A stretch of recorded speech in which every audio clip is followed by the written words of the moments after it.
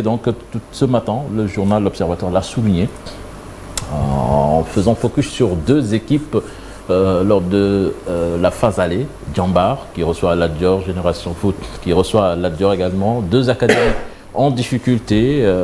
Peut-être que c'est lié. Talla, j'imagine que ce dossier-là a bougé ou bien progresse. Où est-ce que vous en êtes? Est-ce que vous continuez toujours à pousser pour recevoir à la maison?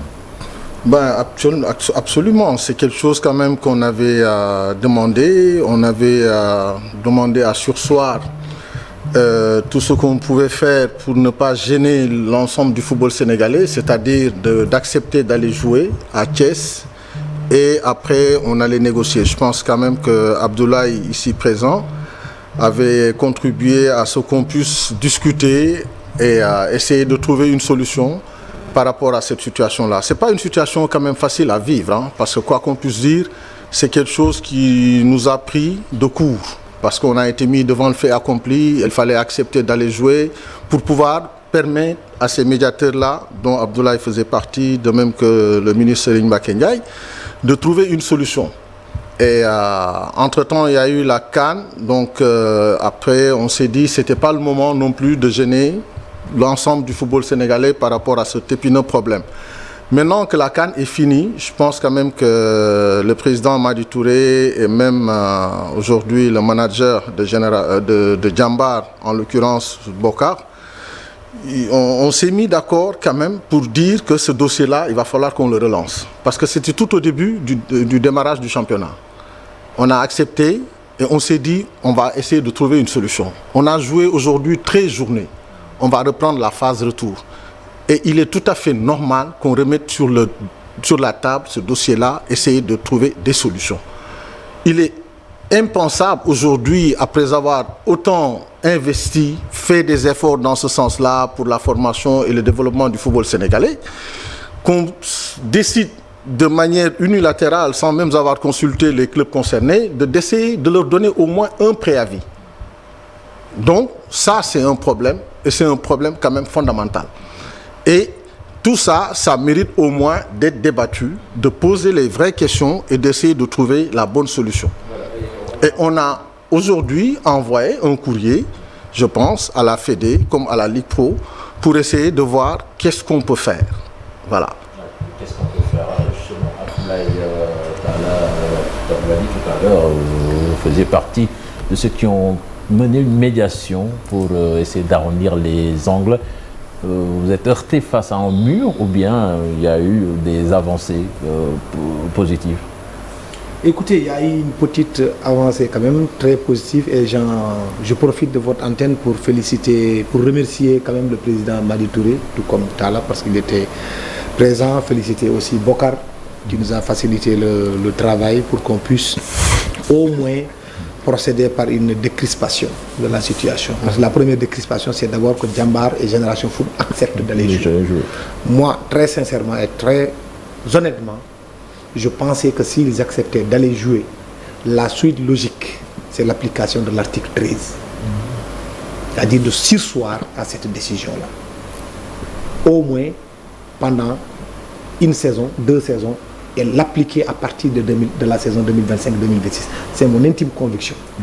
Je le dis en toute franchise.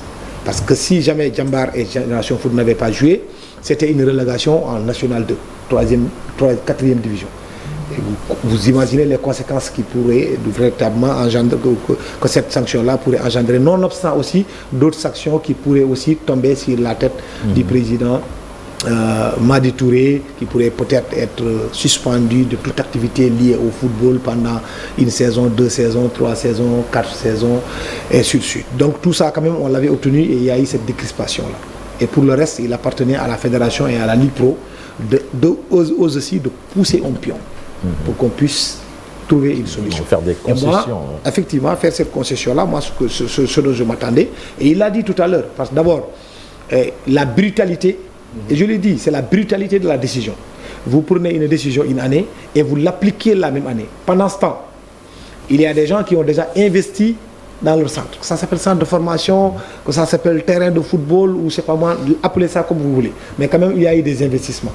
L'autre aspect, et moi je l'ai dit, sur tous les plateaux de télévision, dès l'instant qu'on envisage d'augmenter le nombre de clubs, qui va passer de 14 à 18, je crois, et cette décision-là va rentrer en vigueur lors de la saison 2024-2025. On aurait dit associer aussi l'autre décision consistant à dire que désormais, aucun club ne va plus recevoir dans un centre ou dans une académie.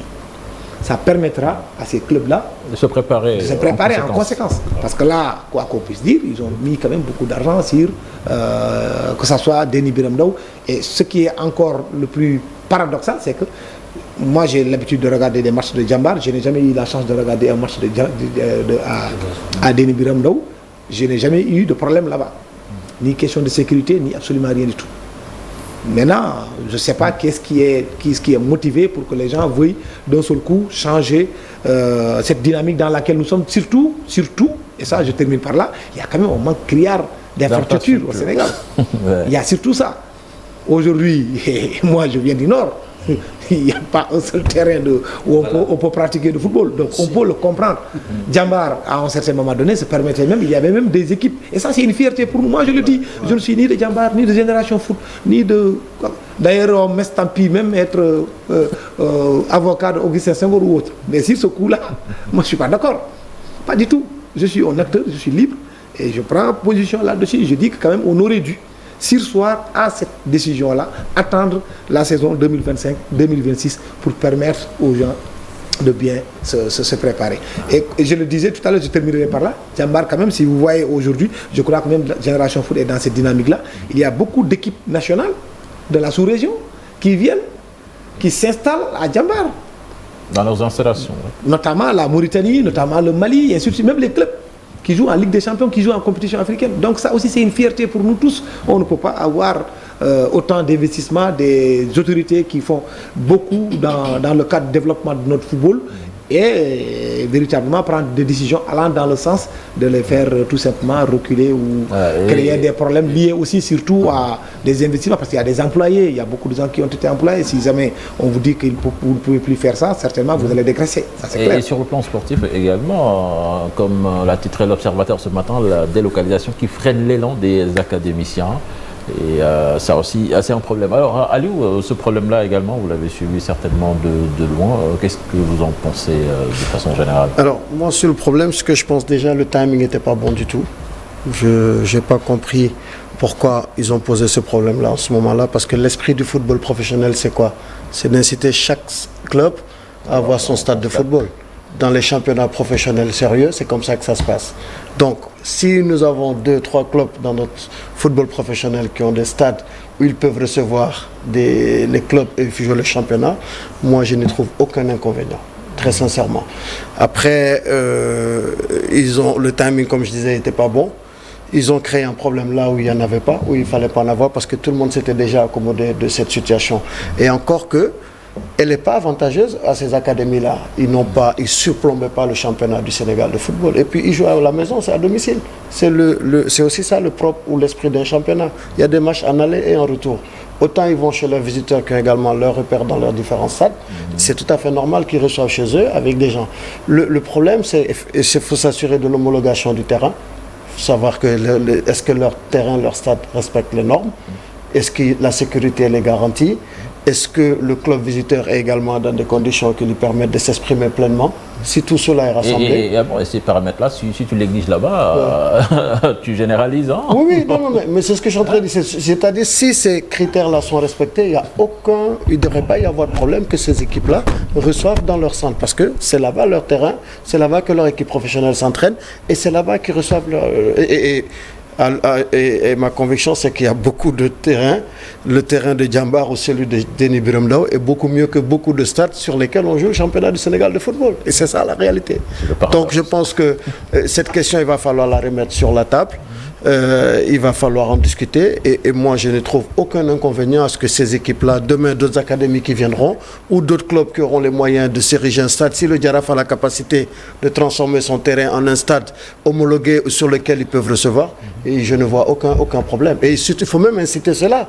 Il faut aller vers toutes les équipes qui jouent dans le championnat professionnel, qu'ils aient leur terrain d'entraînement officiel, mais également leur stade de football où ils peuvent recevoir leurs équipes. Et même on peut aller plus loin dans le développement du foot d'aujourd'hui, c'est-à-dire demander à toutes les équipes professionnelles d'avoir un centre de formation. Tout à fait. Mais c'est ça la réalité aujourd'hui. Si on veut vraiment développer notre football, il faut mettre en place des structures de ce genre. Ça incite tout le monde. Ça permet aux garçons d'aller à l'école, de pouvoir faire du sport et des études en même temps.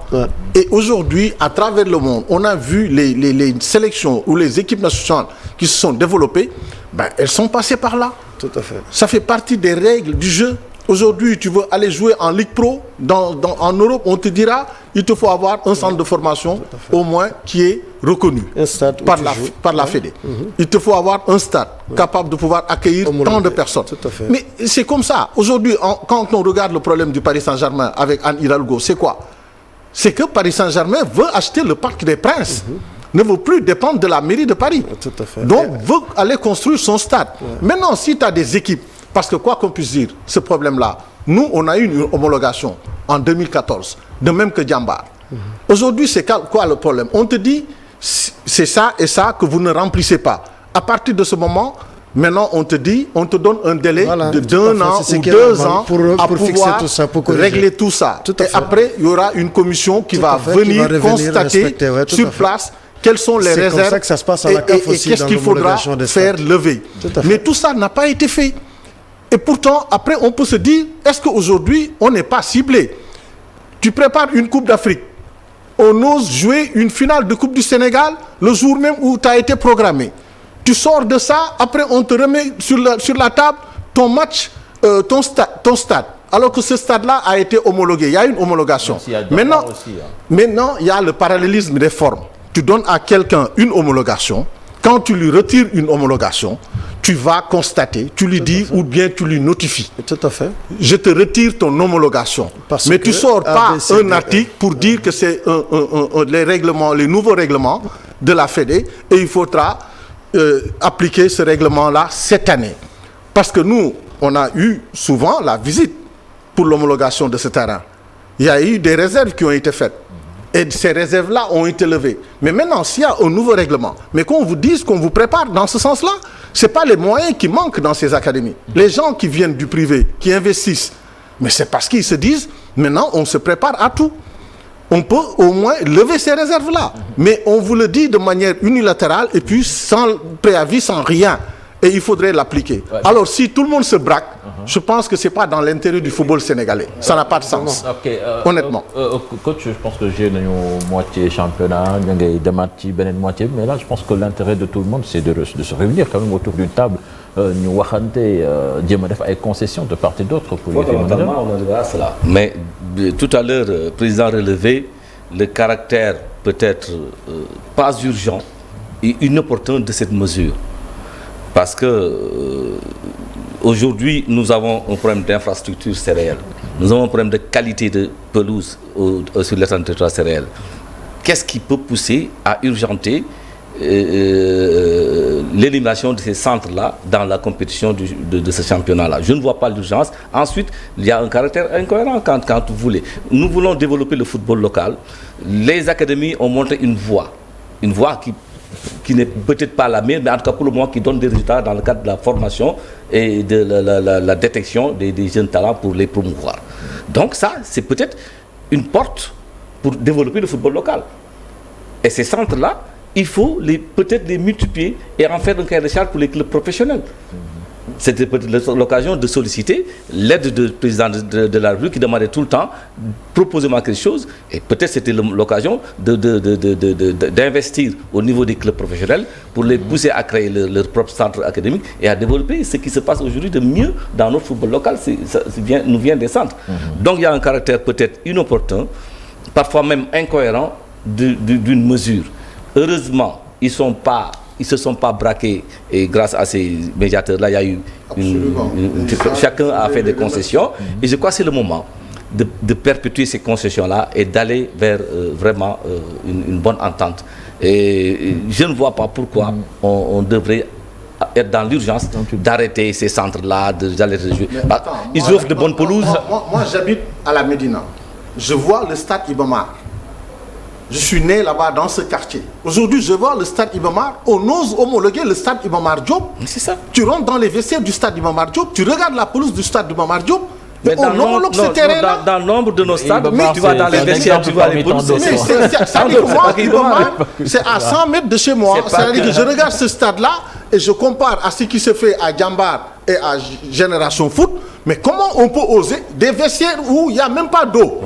Il n'y a même pas d'eau. Le robinet ne me fonctionne pas du tout. C'est pas qu'il va mal.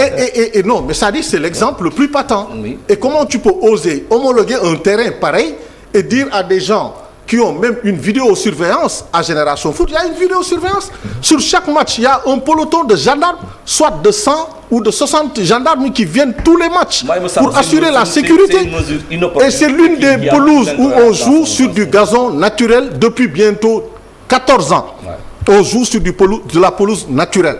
Et ça, c'est un investissement. Et les gens travaillent pour essayer de développer, avoir des installations dignes. Mais ça, il faut encourager ces privés-là. Parce qu'il y en a tant d'autres. Hein. Il y a les Dembaba, il y a tous les anciens joueurs qui vont investir dans ce domaine. Maintenant, vous allez les faire sortir en leur disant que non, vous n'allez pas pouvoir accueillir. Et pourtant, quand ils vont jouer en national, nous, on a joué sur des terrains mais quand même incroyables. Et les gens l'ont accepté. Ils ont fait des concessions. Mais moi, je ne vois pas pourquoi on ne devrait pas pouvoir se parler en tant que passionné du foot, amoureux du foot et dirigeant sportif. En tant qu'observateur, ce n'est pas urgent. Il y a de l'incohérence dans cette démarche-là, là où on attend des je pense que passer une fois. Les problèmes, moi, pour bien régler le problème. Il a utilisé un terme.